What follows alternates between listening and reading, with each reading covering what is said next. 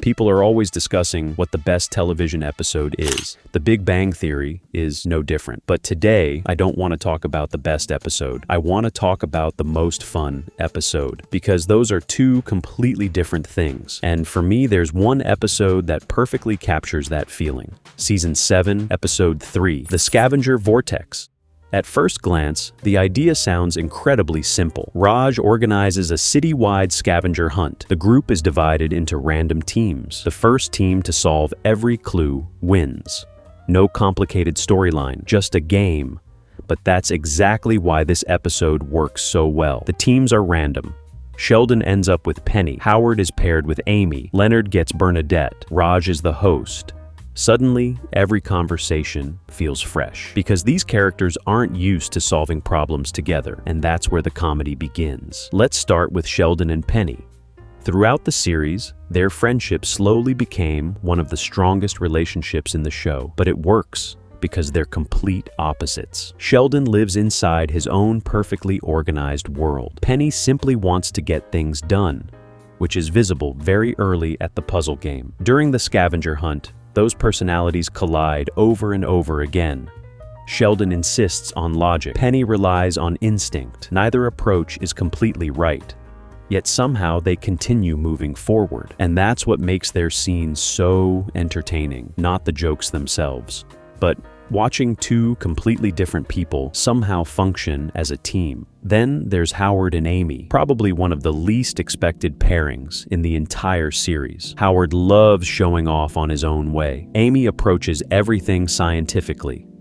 You wouldn't expect much chemistry between them, yet this episode proves otherwise. Instead of repeating old jokes we've heard for years, the writers discover entirely new ones simply by changing the combinations. That is actually something I think television often forgets. Sometimes you don't need better jokes. You simply need different people talking to each other. The same happens with Leonard and Bernadette. For years, we've known Leonard as the responsible one, the calm one, the problem solver. Well, that's not entirely true. But Bernadette quietly takes control throughout much of the competition. It shifts the balance of power in a way we rarely see. Again, nothing huge happens. But it feels different, and that's enough. Even inside one comedy episode, The Big Bang Theory allows every personality to respond naturally. Even the host Raj. And that's why the episode never feels repetitive. Every team plays the same game.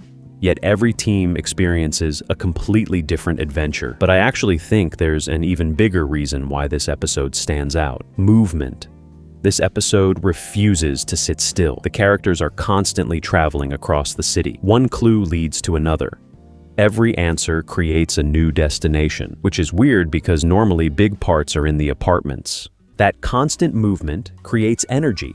You never feel like the story has stopped. Even when characters are simply talking, they're moving toward another clue. And without realizing it, the audience keeps moving with them. It's surprisingly difficult to become bored. There is also something strangely relatable about a scavenger hunt. Most of us have experienced something similar, maybe at school, maybe during summer camp, maybe with friends. There's something inherently fun about solving clues together. The competition isn't life or death, not who wins. Honestly, most people probably don't even remember that. They remember Sheldon and Penny arguing, Howard and Amy unexpectedly working well together, Leonard trying to stay calm. They remember the people, not the competition. And maybe that's the biggest lesson this episode teaches. The best sitcom episodes aren't always built around the biggest stories. Sometimes they're built around the best interactions. The Scavenger Vortex gives every character room to shine. It mixes personalities we've barely seen together. It keeps the story moving from beginning to end. And, perhaps most importantly, it remembers that sitcoms are supposed to be fun. Not every episode needs a dramatic twist. Not every episode needs an emotional speech. Sometimes all you need is a simple idea. That's why I genuinely think the Scavenger Vortex deserves to be part of the conversation whenever people ask, what is the most fun episode of The Big Bang Theory? Maybe not the smartest, maybe not the most emotional, but quite possibly the most fun. Thanks for watching.